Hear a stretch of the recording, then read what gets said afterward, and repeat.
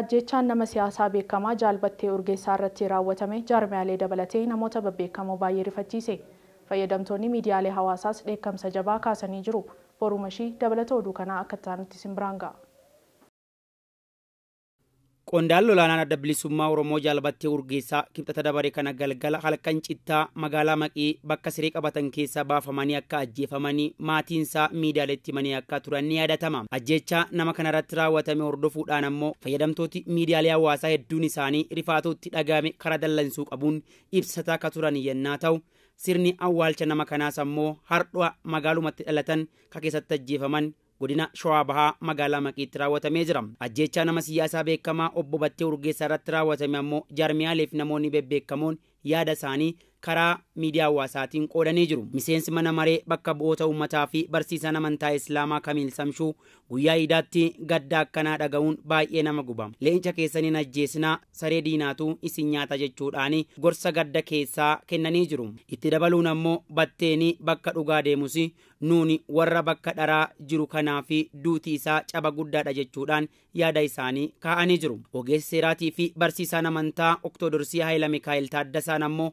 Batteeni nama gubataa marqaa hubatee arguudha. Nama tasgabbaa'aa waadanuu bilchinnaan qalbeeffatu ture. Dhuka yaxxinna yookiin ammoo yaada kamiyyuu fageessee nama hubatu ture jechuudhaan ibsanii jiru. Waaqayyoon bakka dhugaatti lubbuu isaaniitti yaa araaramu hundaafuu jajjabinna haalaatu jechuudhaan jabaa waaqa jedhanii bira kutanii jiru.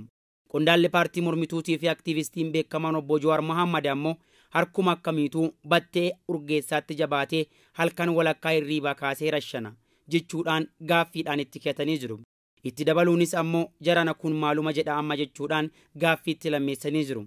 Itti dabaluunin ammoo obbo Jawaar Mohammad Batteen ejjennoo siyaasaa cimaa qabaatus namas ta'ee murna kamiifuu nama hamtuu yaaduu hin turre jechuudhaan gaarummaa nama siyaasaa beekamaa kana ibsuudhaan goolabee jira.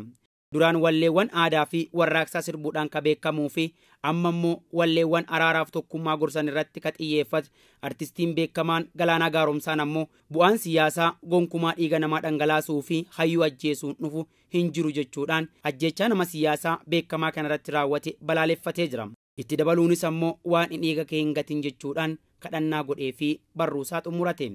Atileetiin beekamaa fi gameessi diddaa garbummaa Finiinsi Fayyisaa Leellisaan ammoo gadda baay'ee onnee nama cabsuudha jechuudhaan itti kiyate. Itti aansuun ammoo tatamsa'inna meeshaalee waraanaa alseerummaa biyyattii keessatti heddummate qeequudhaan meeshaan waraanaa seeraan ala biyyattii keessa tamsa'e eenyu akka eenyuun ajjeesee wal wallaalchise jechuun maatii fi firoottan isaaniitiif ammoo waaqayyo jajjabinna haa kennu jechuun kadhate. Mootummaan naannoo Oromiyaa ammoo ajjechaa nama siyaasaa kanarratti raawwate akka balaaleffatu ibsuudhaan garuu ammoo ajjechaa kanarratti mootummaa maqaa balleessuun tasuma fudhatama hin qabaatu jechuudhaan karaa waajjira afaan isaatiin dubbatee jira. Pirezidaantiin Yuunivarsiitii Amboo duraanii Dr. Taaddasaa Qana'aan ammoo Batteen haqaa fi bilisummaa uummata Oromootiif waan isaaf danda'amu hunda kaffalee jira. Akkanumallee ammoo itti dabalanii kaffaltiin hardhaa saantima isa dhumaa kunis ammoo uummata isaatii fi lubbuu isaa kennuudha jechuudhaan waan isatti dhagame dubbatanii jiru. Dhumarratti ammoo wareegamtoota kumaatamaan lakkaa'aman warra kaawoo wal fakkaataa fi deeman sanatti makameera jechuudhaan ibsanii jiru. Namoonni dhuunfaa fi bebbeekamoon biroolle ammoo hedduun isaanii ajjechaa kanatti rifaatuu fi dallansuu isaaniitti dhagame karaa miidiyaa hawaasaa qoodaa turanii jiru. Dhaabbanni adda bilisummaa Oromoo ka Jaalbattee Urgeessaa waggootaaf keessatti qabsaa turan ammoo ajjechaa kana gadi fageessee balaaleffachuudhaan qaama walabaanillee akka qoratamu gaafatee jira.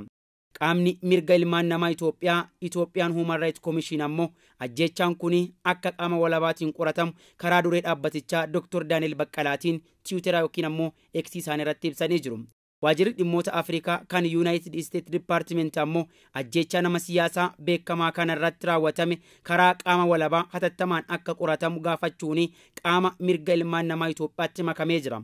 Obboleessi obbo Battee Urgeessaa yaada miidiyaalee filaateen ammoo reeffa obboleessa kiyyaa bineensa akka nyaatuuf jedhanii iddoo balfaa iddoo bineensa halkan wal ga'utti gatan.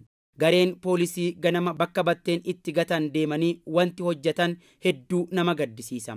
Oromoon ilmaan isaa abbaa malee hafan gargaaruun murteessaadha jedhee jira. Koongireesiin Federaalaa Oromoo ka Finfinnee keessa taa'ee mootummaa Itoophiyaa waliin yeroo hedduu garaagarummaa yaadaa bal'aa agarsiisu ammoo ajjechaa qondaala adda bilisummaa Oromoo obbo Battee Urgeessaa irratti raawwatame cimsee balaaleffachuudhaan hatattamaanillee qaama bilisaatiin qulqullaa'ee uummata Oromootii fi akka ifa godhamu gaafateeti jira.